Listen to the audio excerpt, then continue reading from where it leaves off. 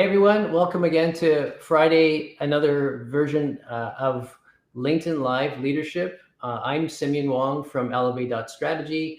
I'm an executive coach and I work with senior executives all around the world, wherever they are in their career journey. So this series, as you know, if you've been watching, is all about personal journeys of some of the leaders that I've met throughout my years, some of my clients in some cases, but I try to bring in a whole bunch of experts and leaders from various parts of business world. And so coming up in a couple of weeks are going to be some academics who are teaching in business schools. But so far in the past 14, 15 weeks, it's been an amazing lineup. As you've seen, we've had very senior management consultants all the way to marketing gurus. Like today, we're going to have Debbie Drutz, and we've had people from supply chain. So if you haven't already seen the interviews from the past, I really encourage you to go back and see them. I'm working on my YouTube page right now because apparently I can't store anything on LinkedIn. So that's going to come up soon. I'm not a YouTuber. I'm not an influencer. I don't try to be that. That's not my forte. But I love hearing stories. And I've heard from you guys that you love hearing stories as well. So without further ado, I'm just going to introduce today's guest. So today we've got the pleasure of having Debbie Drutz with us. And Debbie and I kind of go back quite a number of years now. I first met Debbie when we were working at Rogers. And already then she was a bright spark of creativity and lots of inspiration for me. I'm not from a marketing background at all, and I have very little creativity in my bones. So Debbie Drutz now is the president of Novus Canada. Novus Canada is North America's premier print and out-of-home specialist agency. Novus leverages media services, geospatial planning, and analytic capabilities to provide comprehensive media strategy programs to allow brands to reach their audiences where they are. Debbie joined Novus to shape the strategy and the vision of the company and to lend her expertise to driving growth for Novus and its partners. Debbie has a deep passion and enthusiasm for media, as I experienced firsthand working with her at Rogers, and excels in not only understanding audiences' focus, but also in building effective and collaborative teams that can execute Novus's mission. Prior to Novus, Debbie held several leadership positions within Bell Media, where she led several teams to deliver innovative media solutions. Her previous experiences include director roles in Rogers Communications, as we said, and also Astral Media Radio, respectively. So without further ado, we're going to invite Debbie to the front stage and have her share her journey with us. All right, let's see here. Debbie, welcome. Hi, how are you? So great to be here on a Friday afternoon. I know. I hope you don't mean that sarcastically, but no, yeah, I don't. I promise. It's you know what? Listen, it's a great way for people to end off the week to listen to people's stories. So it's always a joy for me to kind of see some reaction after the fact. When people watch rebroadcast, they actually have a lot of questions that come back, and sometimes they go to the guests as well to kind of ask them about things in their life. And I just love that interactivity. And, that's really why I'm doing this. And it's a real delight to have you on the show. Thank you so much for coming on. It's been a couple of years since we worked together, but, your career has really kind of grown exponentially. So, but I'd love for the audience to kind of hear your story. So I've kind of introduced your official bio now, right? But I kind of want to know, for people who don't know you and kind of don't know what you do, could you maybe kind of provide a little context? What is your day-to-day life like? What are your responsibilities? That'd be great. Yeah, great. So I do run an ad agency that's in Canada called Novus Media.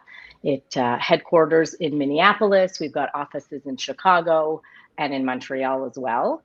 And predominantly, we started in the print space. So really, really good at putting ads in papers across North America.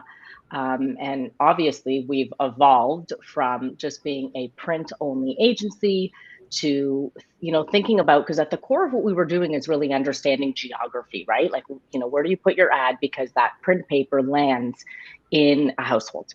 And so we needed to understand households and neighborhoods and geography. So from there, that led us to say, hey, we're really good at that. What else really lends itself to location? And so we evolved to the out-of-home space about 8 years ago in Canada and in the US.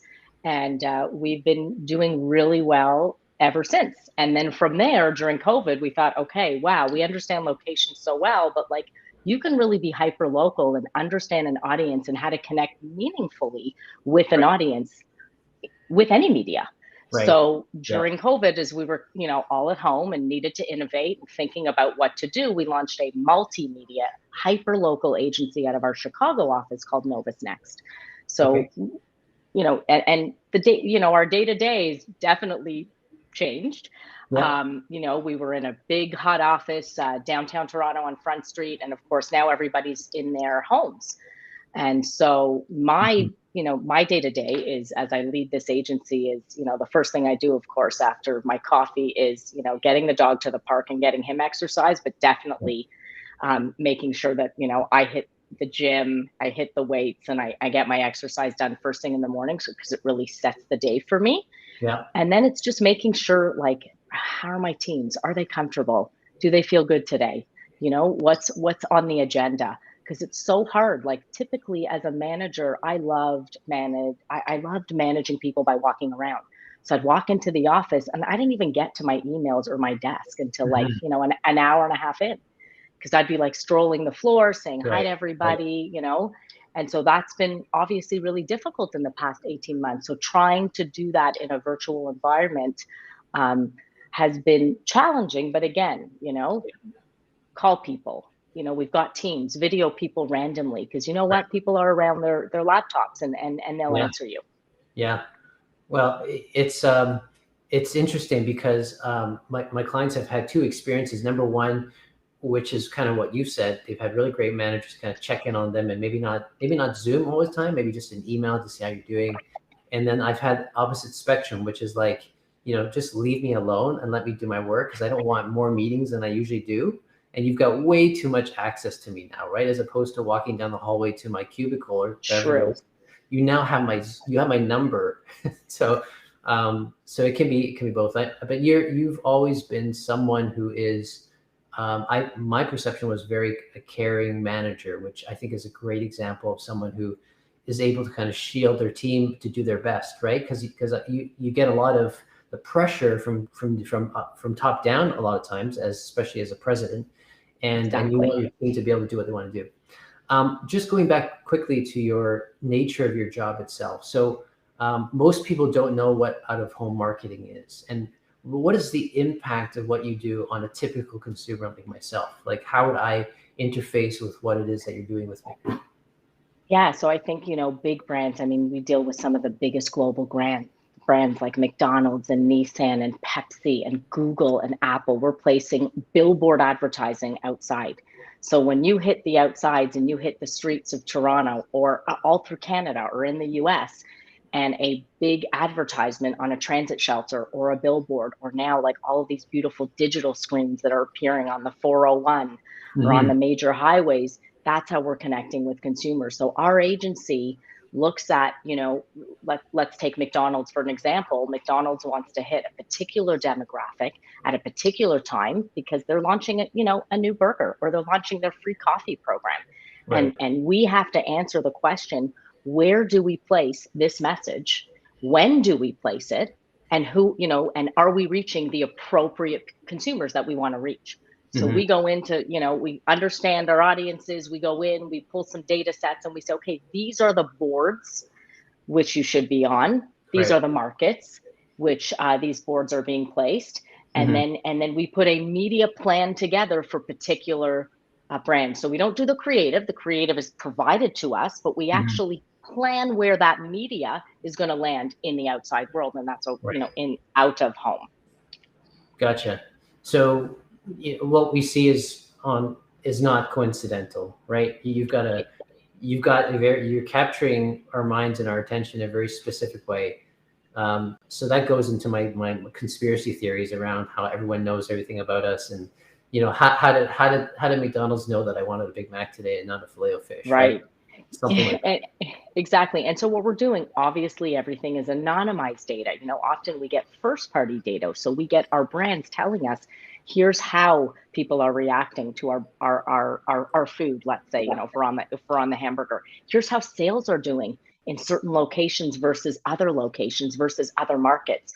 So that Mhm. allows us to optimize and turn things on a little bit quicker and faster, and maybe dial down things in certain areas where things are going so well. And so we're able to understand the flow of audiences. So we understand actually audience journey. So we're not necessarily following one person. We're not following you, Simeon, but we're starting to understand the pattern in which you move throughout the day and Right. where you are based on device level ID. So, the mobile phone has really helped us and has really shaped how out of home has grown so much in the past 15 years. And it's Mhm. really like, it is the fastest growing medium next to digital, because of the technology and advancements, because of what we're able to understand with customer journey. And so Right. we're able to understand audience concentration in certain areas. Mhm. And then we're able to say, okay, let's turn on that ad in on that board, because we know that the past 30 days, that audience is more likely to be driving by that board Mhm. versus the other. Right. Gotcha. You're clearly excited, and this really brightens your day, right? It's obvious that you've got tremendous passion for that. Let me move on to talking about Sure. your journey to today, right? So, um, tell us a little bit about how you started off in your career, maybe coming out of university or college and thinking of Hmm. what you wanted to do, and then sort of the journey towards where you are today. So the milestones that you had, sort of some of the decisions that you needed to make, maybe some of the key influencers in your life. Like, tell us Yeah. about that. Sure. Okay, so don't laugh at me, but I'm at Western. I was doing a stats degree because I mean, back then, I don't know, we didn't have like, I guess, formal degrees. It was like you were doing psych, sociology, like science. So I just kind of went in and did a general degree at Western and then moved into statistics because I was really good at math and good at analyzing data. And so I thought that was really good for me. But after 3 years, I thought there is no way I'm going to be an actuarian. Like I am too vibrant for this. And, Right. and through high school, I was always in sales, like whether I was selling at Sporting Life or selling at Brown Shoes, I was always connecting with people. And Mhm. so in university, I actually had a part-time job in university at the student newspaper in advertising, but I was doing classified ads. So right away, I was like excited about advertising. But where I say don't laugh at me is that I watched Melrose Place, in the 90s. Okay. And Heather Locklear was like this hotshot advertising guru. And I came out of Western and I thought, oh my God, I don't know what to do. Maybe I'll go to advertising because it looks kind of fun. I've been watching Right. it for 8 years on this show. And so I enrolled in the post media. It was a media sales program, a Oh. postgraduate media sales program. It was 1 year at Humber College. And that's what gave me just like the basics and the fundamentals. And what was really important about that was the internship. And I mentor a lot of young folks right now getting into university. My son is 17 thinking about university, and I'm always like, let's look Mhm. at a program with an internship or a co-op, because I Right. do believe that really helped young grads coming out of school not knowing where to go. You were able Mhm. to just figure out, is this what I wanted to do? So I was lucky enough that Lauren Richards, at the time, and she's still like Okay. one of my mentors today, Wow. um, Okay. brought me in as an intern at Cassette Media. And we've since stayed Right. friends, and we've been, yeah, just a huge mentor there. And Kathy Collier as well, who was at Cassette Media, Right. is now one of my biggest clients at OMD. She's leading an ad agency, and I work with her and her clients to develop out of home plans. Mhm. So that Okay. was So, early on. so I just want to pause. So anyone who's ever, Yeah. that's really unique. Anyone who's ever been influenced by a movie or TV actor, please drop a note in there, commentary. Um, I don't think I was ever. I wanted to be an actor when I was a kid. I say this every single week, but the point was there was a lot of method actors that kind of really drove me into that, right? So for you, it must have been that kind of the bigger than life aspect of that character that kind of resounded with who you were. Okay, so you moved from actuary statistics to kind of the marketing role, got your co-op program, and that kind of helped shape your career and start let me, you were going to continue on, so I'll just let you continue. So what were you going to say next? So that was the first journey. Yeah. So really that's what grounded me in sort of planning and understanding media, right? Because before I moved over to sales, and, I started at Chum Radio, and then I moved in many different media capacities. I really understood what media was about. Why do we plan media? Like, when you speak to people today about media, people think, oh, did you do that commercial on TV? Like, people think creative media, right? They don't understand that there's another part of advertising and media that's actually quite strategic, and Right. you've got to put thought into where and how and why you would place certain ads in certain spots. And so that's what I think got me really excited. I was really good in math and statistics, and really, I understood strategy, and I loved advertising and sort of the dynamism that it came with. And so I Right. thought that was perfect. And that's what led me to many different roles. But my first role in radio was really important. Another sort of pivotal role, because I definitely wanted to be in sales. And I ran into an old counselor from camp. I used to go to summer camp up in Halliburton. It was our parents sent us away for 7 weeks. My daughter comes home tomorrow after her 7-week trip up in Halliburton. But Yeah. so this is an old counselor of mine that I hadn't seen in probably 7-8 years. And I ran into her at a conference, and she's like, "What are you doing now?" I said, "Oh, I'm planning at Cassette Media." She goes, "Oh my God, I want you to come over to radio. You're going to sell for me." And that really changed my career trajectory. Like, I was planning media, but all of a sudden it was like, wow, I'm really good with people. I'm the epitome of an extrovert. As you can see, I get crazy energy from people. I want to be around people. So we'll talk about how COVID has what it's done to me. But Leslie Conway, and I'll throw her name out because she remains one of my best friends and mentors in the industry today. And I knew her when I was 15 years old. And she got me my first job at Chum Radio, and I spent 8 years there. Really understand. Okay. Gotcha. No, that's great. Keep on going. That's awesome. Yeah, and so that really helped me sort of figure out, what sales all about, how to connect with clients, how to connect with people, how to prepare kind of meaningful programs, right? And I was always consultative, always, because I used to work at Chum Radio, but I'd call the folks at Rogers and say, "Hey, I have a really good client right now. They really need 680 News." I remember calling sales reps who were my direct competitors, but saying, "I have presented your radio station as well. Are you okay with that?" I mean, they thought I was nuts. They're like, "You got a sales rep at Chum Radio selling against herself," but it wasn't that. It was about always sort of focused on the customer, right? Thinking about what is good for that brand, and it is good for them to be on 680 as well as Chum FM. So that's kind of how I grew into, I think, a really pretty strong salesperson, but more so very consultative, really sort of client focused. Right. And I cared a lot. Yeah, no, I can tell for sure. You mentioned something earlier about a personality or character trait that it kind of escapes my mind, but I was thinking, oh, it really centers around this. So you were good at math, you said, and you were good at statistics, and you loved marketing. How important are those together in being successful? Because not all marketers are that great at statistics, so kind of rely on others for that. But would that be something that you would say try to aim for, is for marketers, budding marketers, to be more mathematically inclined or numbers inclined? Definitely. And I think also, as I grew in my career, the one thing, because when I went to university, I didn't know what to do. And I felt like the gap for me was just sort of the fundamentals of business and economics and accounting. And so 3 years ago, I went back to Western, and I did an executive MBA at Ivy. And I felt that really catapulted. I wish I would have done it probably 8 years ago, but I think it was pivotal in my career as I was aiming sort of for that GM or presidency role, that I definitely needed to have that in my toolbox. Right. And so as I speak to young folks, and, I had one of my young coordinators called me and said, "Deb, I think I'm going to do my MBA." And she's 24. And I said, no, don't do your MBA yet. I said, you don't know anything yet. I said, you worked for me for 2 years, and now you've launched your own shop. So she went from like working in media to being an entrepreneur. And I said, you're not ready for your MBA. You don't have enough experience. Right. And so I think, yes, having especially in marketing, and you don't think that, but having a really strong math background. And I think that was unique about my skill set as well, as I was creative, but I was also really sort of linear and mathematical focused. And I think the two really, really helped me. It helped me on the business side, but also helped me on the creative side. Gotcha.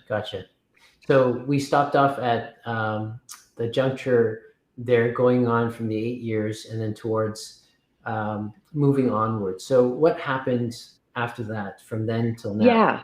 And I think from there, it was now about, and I will, like, full disclosure, I never seeked out a role, which I'm very fortunate about, because I think over time, as I built my career, and I tell people today, be open and be friendly and, like, build your network, get to know as many people as you can, because you learn so much from them. Right. And that's what helped me get every job since then. So that second role was, oh, that's my camp counselor, and she, what are you doing now? And wow, and she knew me as a person, and she knew I could take on the role. And from there, I was recommended. So, from learning that, I moved into digital. Digital was just, it was 2008, and I had a unique capability of understanding radio and how to sell radio. And Right. Astral at the time was launching an entire digital network. They were taking every single radio station and putting it online. What was a banner ad? How do I sell that? How do I pair that up with radio spots? So I was, and I didn't have digital experience, but I was recommended. And someone said, she can figure it out. Like, she's going to figure it out. She's good at this. She's good at that. She's good at talking to people. And I did. So every role I had, I never knew that I was going to enter that role, but I was always open. And I thought, you know what, this sounds interesting. It's going to, I'm going to learn another channel. I'm going to get my experience. And that's what I did. I would dive into a new role. And so this was my digital role. And that's what led me to Rogers. I spent some time at Astral building digital product for Astral Media Radio. And then, of course, my leader at Astral moved over to Rogers. And so automatically, as a leader, you want kind of your people around you who you can trust and who can do the job. And so the leader who moved over to Rogers had a very unique role. And Simeon, that's where you and I connected. It was a hybrid role. Like, Rogers is so big, I had to cross multiple teams. I was on the digital media team, working with Rogers communications folks, completely hybrid, crossed over 2 organizations. And the leader there said, Debbie's going to be able to figure this out. Like, she hasn't really done video at all, but she's done radio and digital. She's fine. Right. And so I repeat that notion of just being open and being accepting of new things. And I always tell people that don't get hung up on change. Don't get worried. Don't get worried that you're not good at video, or that you don't know that industry. How could you possibly go into the CPG industry if you've never done it? You'll learn it. You'll be fine, right? If you feel good in your own skin and you feel secure about who you are and what you're good at, you could learn new things. And that's why I have been successful. Right. So I'm reflecting, as you were speaking, about a number of conversations I've had over the past 2.5 years with my clients, and most of them are senior executives, but they're very afraid of change. And they're exactly what you're saying, is that they've been in a career for 25, 30 years, and they've been known for doing something, but now for some reason, for whatever reason, their skill sets have kind of become obsolete, or maybe they're getting stale and kind of want to move on. But they're afraid of change. They don't want to shift industries, or they want to shift maybe a little bit of responsibility to become more of a people manager. How do you maintain that confidence to say, I can do this? Because there is that element of imposter syndrome, right? Is walking in, I'm not sure what I'm going to contribute or get out of this meeting, but I know I'm going to do something. Like, how do you mindset as far as keeping your confidence up that you can do something? Yeah, I think it's I've always been very communicative. I talk about being open, but I'm really open. I'm never worried about if something's going on in my personal life. I don't keep it in. I don't keep it personal. I share it with my 20 friends, and then my colleagues know about it. I'm okay with that. So I think there's this level, like my personality, I'm just open and I'm not afraid to share. Because again, once you share, you learn new things from people once you talk to people. And I've had friends and colleagues who are very introverted and very personal and keep things to themselves. And it's tough for them to accept change and grow. And so, Right. it's so hard. I'm trying to think of how, again, like talking to a lot of people and really putting yourself out there, knowing that it's uncomfortable, but just trying every time, putting yourself out there. Like, Hmm. a few years ago, I was so nervous to get on stage. And every time I get on stage, people are like, "Oh, come on, Deb, how are you nervous to get on stage?" Yeah. And I literally had this little thing because at Bell Media, we had to do, there were 1,200 people in the room and we had a big sales conference. I had to get up on stage and talk about, what we were going to do for the next year. Yeah. And I, remember an old friend of mine who's so good at being on stage. And I always said to him, like, "What are your tips?" He's like, "I'm not good at it. I have so much anxiety." Meanwhile, he's since launched this amazing book about owning your own anxiety. So I'm going to call out Julian Brass, who's one of my dear friends and also a mentor as he's grown up in this industry. But I literally, for little things like that, you're walking into a room, you're doing a presentation. I turn my anxiety knob from on to off. And I just, it's like a mental thing. You got to have little things that just Hmm. help you get past that sort of line that you're hovering over. Right.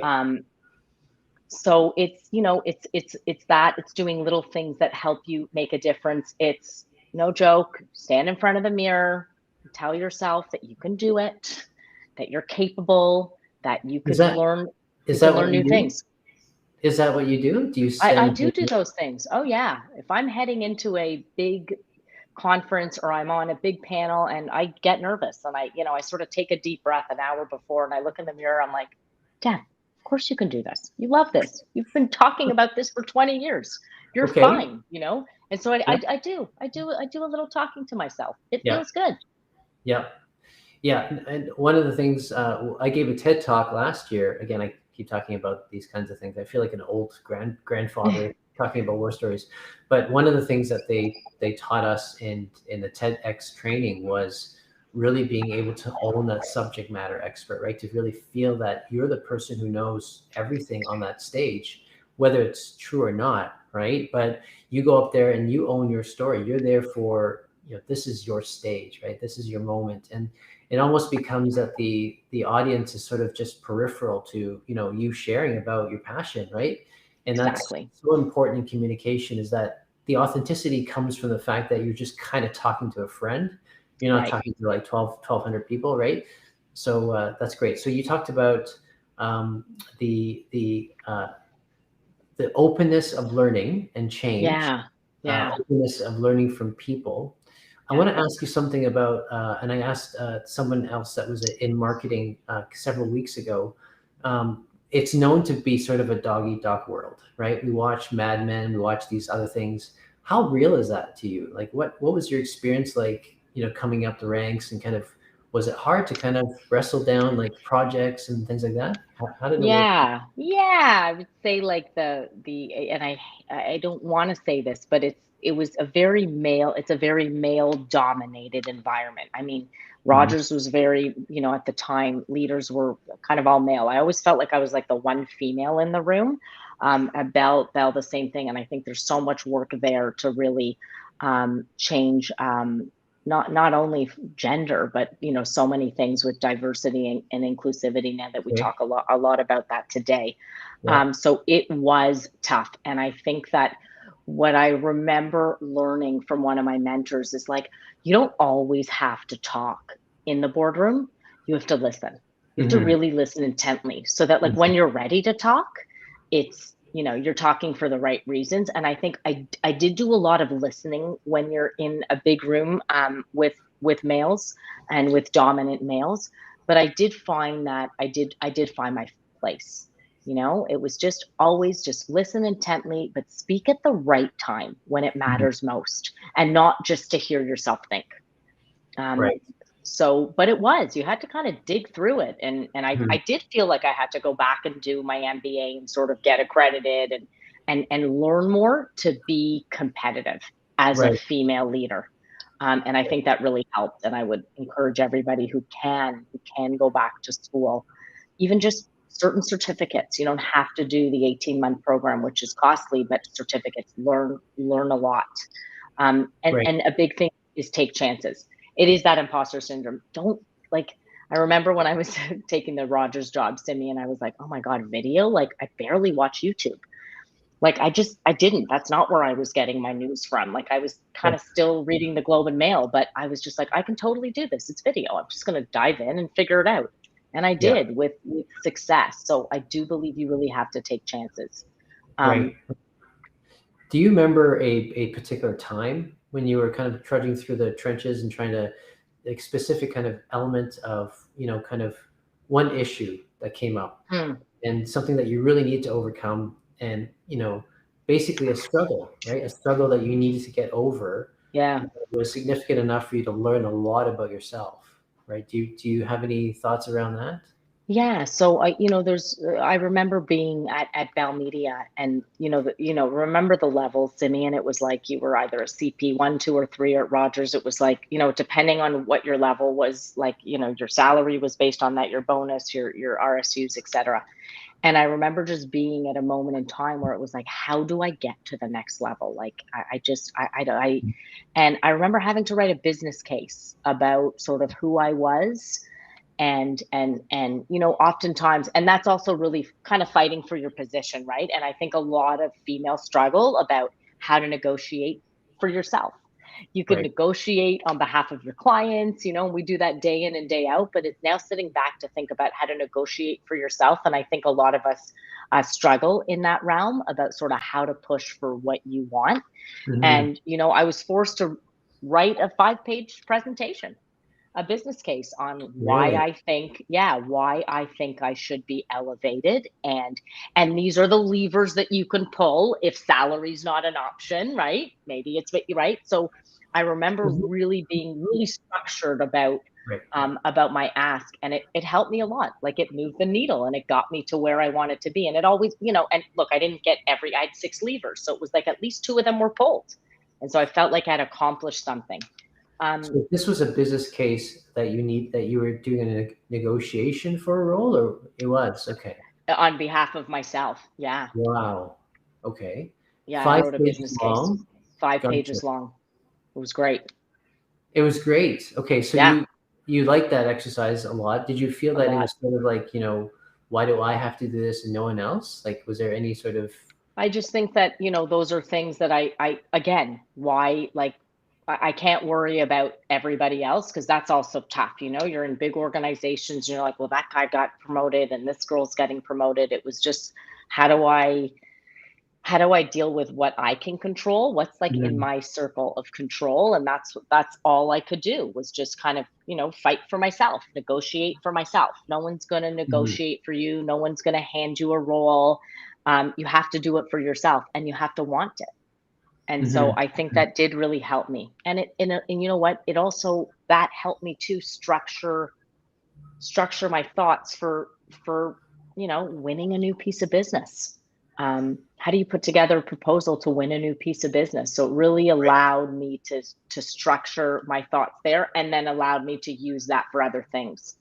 And then there's so many more things, Simeon, like, just challenging leaders. I had a couple of really challenging leaders over time. And one thing with that is that I continue to, it's tough. It's tough when you're sort of, you're not really gelling with a leader. And so again, I go back to that, just sort of accepting the way people are. I'm reading a good book right now called The 4 Agreements. And it's about the expectation that you have of people. And because I'm so sort of connected and passionate, I do take things personally, but you can't. Because, it's not you, it's them. And so I think those are kind of things that I've learned over time, is like, kind of try and separate the personal, and try not to take things personally, and try not to expect things of people. Don't assume that things are going to happen a certain way. And don't expect that someone should have done A, B, and C. So I think a lot of those little tips have helped me sort of move on in my career. it's sort of a balance between being very optimistic, positive, open for change, and then also being very cautious about managing expectations, right? Yeah. And I think on some days, probably a lot of people will get overwhelmed by that second one, which is sort of, the negativity about why people aren't doing certain things, and Yeah. not so much so kind of thinking about, taking what you have, kind of being thankful for that, and kind of moving on and seeing how you can build that, right? Yeah.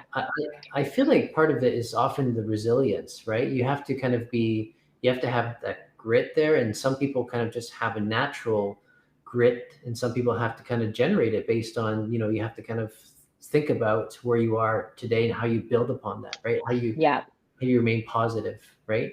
And, I think a lot of it, like I grew up in a family, I have 4 siblings, 3 sisters, 1 brother. My parents are Moroccan, so they came off the boat literally with nothing. I don't know, 50 years ago.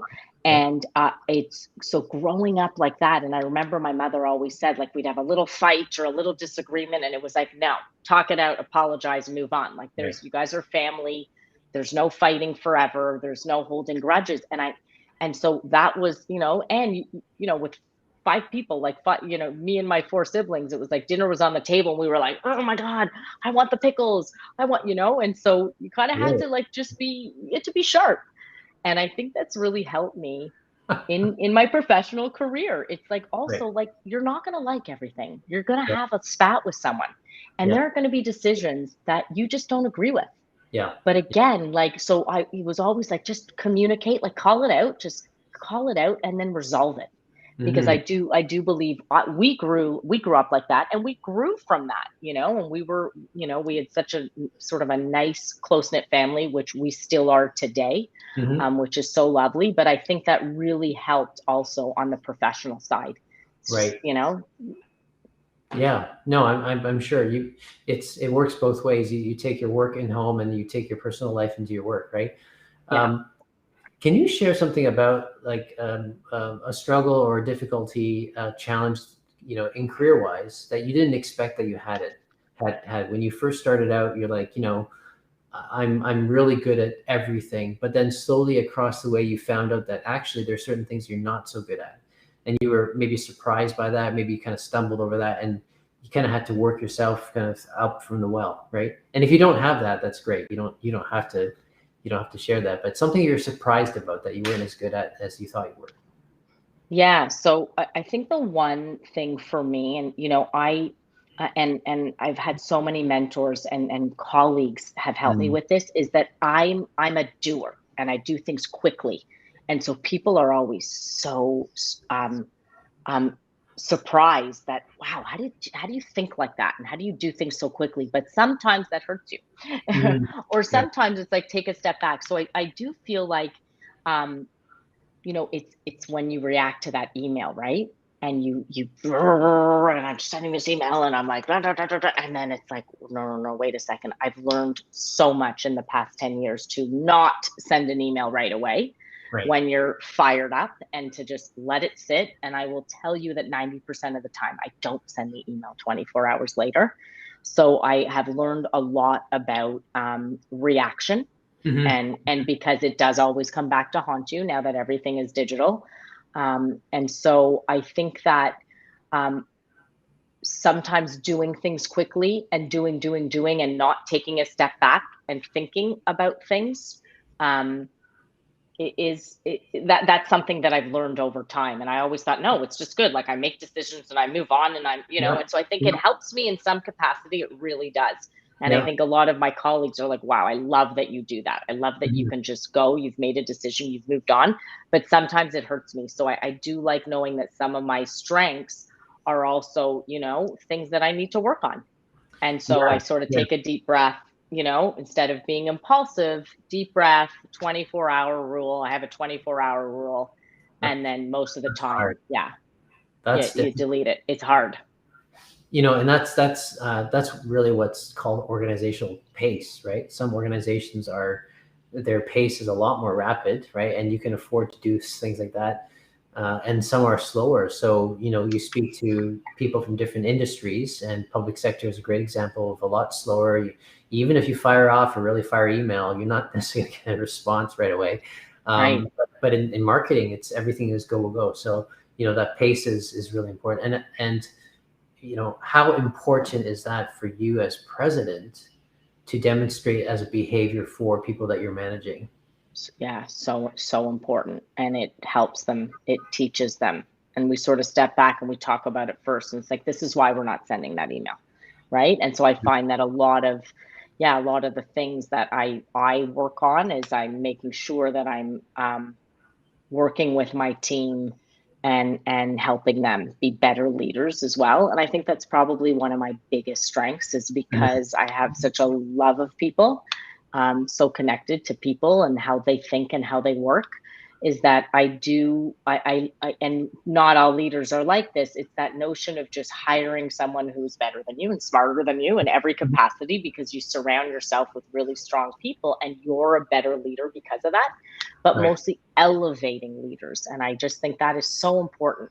I still think it's so important as a female leader to elevate your female folks, because often, we struggle as female leaders to elevate other females, right? It's so interesting that I still see that today, when Right. we're all trying to struggle to get to a place to have more female CEOs and have more females in tech, yet we still don't elevate each other. So that's Right. something that I try and work on all the time as a leader. But yeah, really elevating your people, letting Right. them present. Don't Right. always take, don't take the client call, letting them manage it, letting them get in front of the CEO, so that Yeah. they have opportunity to learn and grow.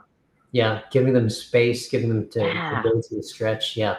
But you have to, it's rare that you have leaders who are willing to do that. It takes a lot of self-confidence on your part to say, Yeah. it's okay for someone else to shine, because at the end of the day, we're on the same team, and I've got confidence in myself that I can do my job well. Right. And, it also takes a bit of like the savviness of being able to kind of navigate through, the layers of who you need to communicate first, right, before you set things. So there's a lot more behind your leadership, Debbie, that I think you're saying, which I really appreciate that.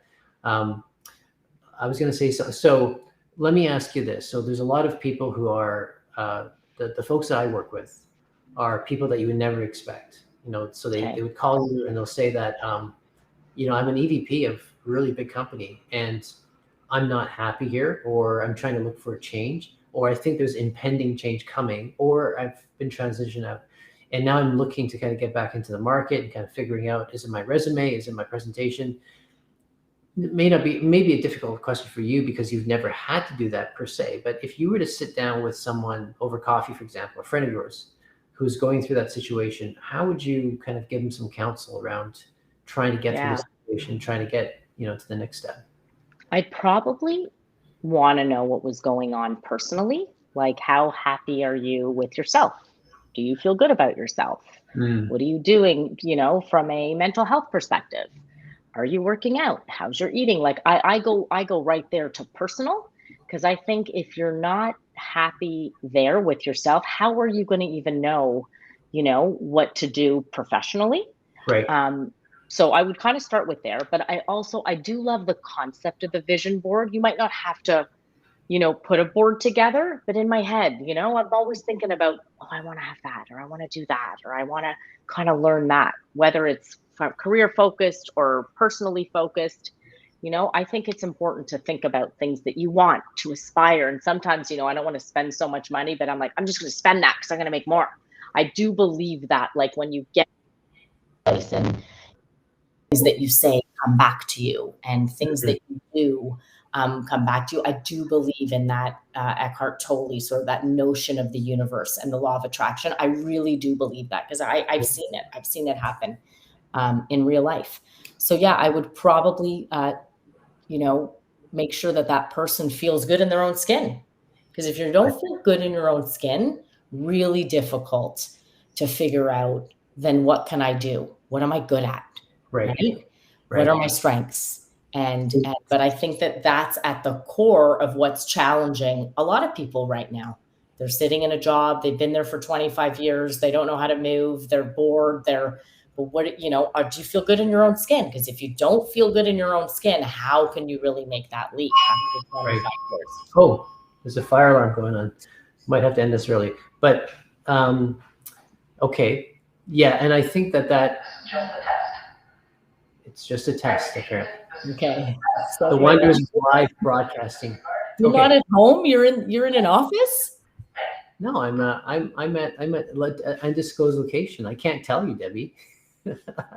Okay, let me go back to that. So yeah, you would deep dive into the personal life first, right, and try to understand what they are. Yeah, and I think one of the focus for me is really trying to, when I coach, it's really helping folks to not just understand their skills, what they do, but really around their passion and where they can have the most impact, right?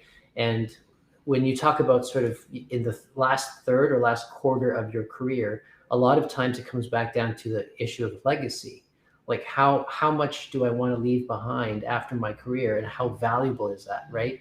And so you can't possibly get to that point unless you yourself are, at a right spot, understanding who you are and kind of, what drives your passion. And for me, a big thing for me is failure. Like I gave my TED Talk last year was about failure and about how failure drives you towards having a clear vision of your passion. And so, yeah, I absolutely agree with you. That's a great, I would think that's great advice.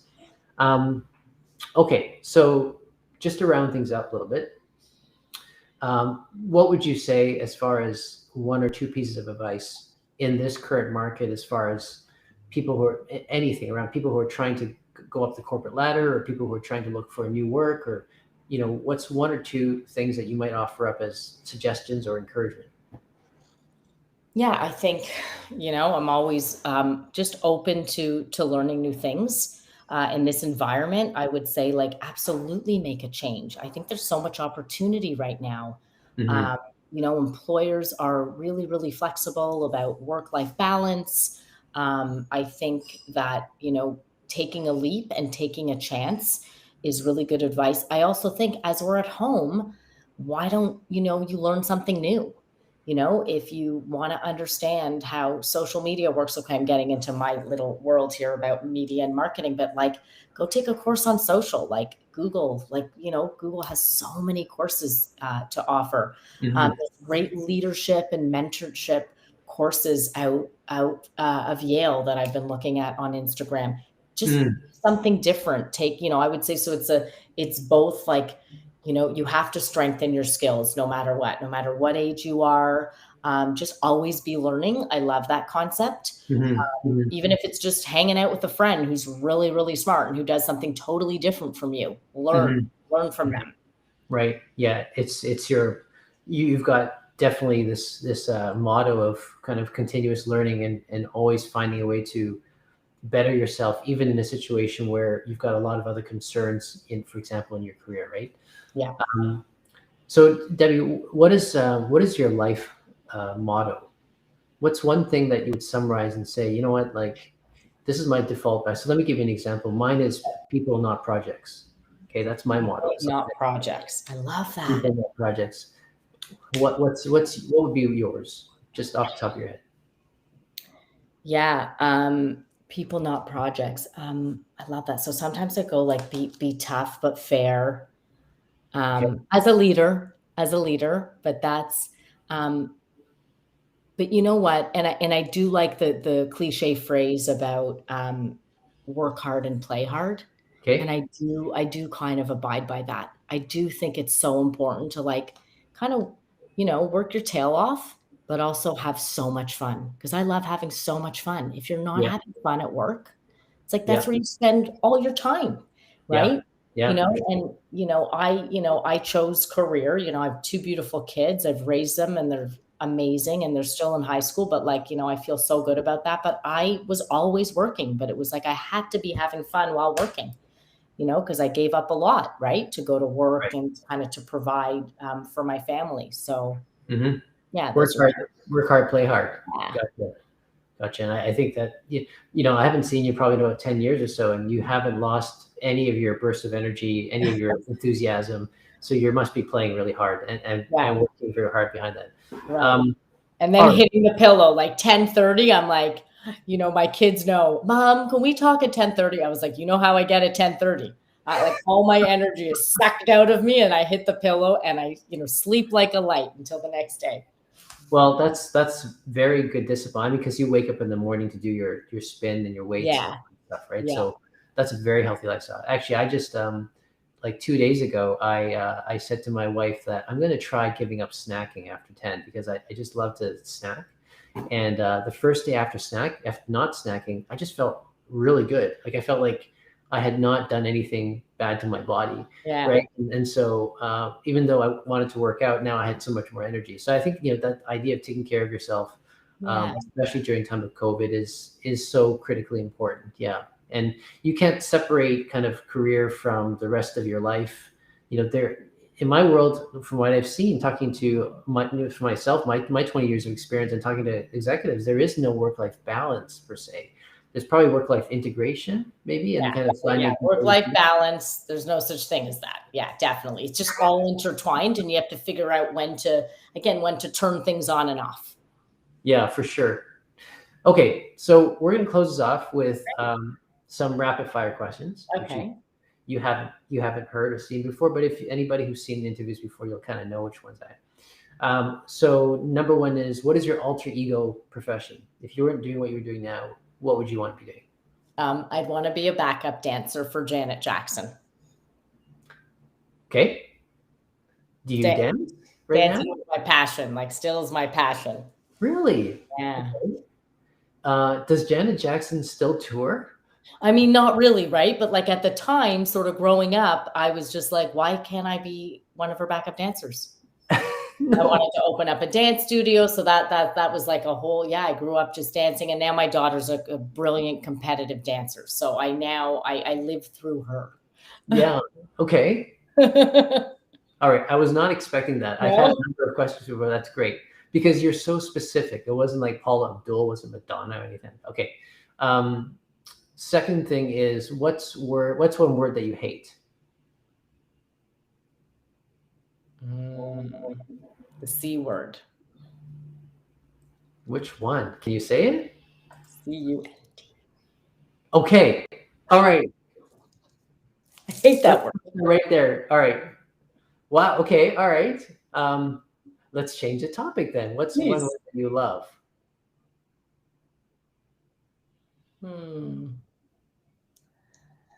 Humble. Okay. And why do you love that word? Because it just embodies such greatness, right? You feel warm and fuzzy. You can hug someone. There's love there. There's kindness. Gotcha. Okay. What is one COVID hobby or habit that you've developed? I'm sleeping in way later. Okay. So you're waking up later in the morning. Yeah. I used to wake up really early. How has that impacted you wake up later now? Or I wake up later than I did. Yeah, because I don't have to go anywhere. So now it's like, oh, it's kind of nice actually. I forgot how nice it was to wake up not at 5 a.m. Gotcha. Okay. Does your whole staff, does their schedule shift over by an hour then because their president is now waking up at 6? No, because I woke up so early and nobody even noticed. That was just everybody was probably still sleeping. So no one really notices because, I'm on, 7 days a week, 24 hours. So no one would ever notice that I wasn't on or off. Right. Gotcha. But yeah, that's definitely a COVID habit. Right. Well, hopefully the fourth wave is not going to be very long. And when you go back to the office, if that's your arrangement, right, then maybe it'll be healthier for you to wake up at 5. But you never know. There's a give and take for everything. So, So Debbie, thank you so much for joining me today, joining us. I think the audience will learn so much from you. Right. This will be I'll timestamp this after the fact so people can listen to it and maybe reach out to you as well. Yeah. But I wish you the very well in your journey as you continue. And I'm just going to watch your career from a distance and envy the fact that you can place ad boards at McDonald's where it's going to hook me into buying something where I didn't need to, right? Exactly. Especially for the kids. The kids are the decision makers, right? Yeah, yeah. McFlurry and all that stuff. I love it. It was so nice to be here. Thank you so much for inviting me. No problem. Now, don't go anywhere. I'm just going to put you backstage, and we'll chat afterwards, right? Okay, perfect. Bye. All right, that was wonderful interview again. And Debbie is a really authentic leader, and that authenticity kind of bleeds out in, as you can see, in the way that she speaks, the way she presents herself. And great managers are very hard to come by. And I've worked in multiple consulting firms in various industries. And when you find someone who's a great leader, I think it's great. It's a good idea to hang on to them, right? To really kind of observe and kind of learn what qualities there are that you can kind of incorporate into your own leadership as well. And if today you're kind of watching and you're in a position where you are in transition or you're discouraged, hopefully some of the comments and some of the feedback that Debbie offered us is encouraging to you as well. So, all right, guys, well, have a good weekend. And thanks so much for joining me again. Until next week.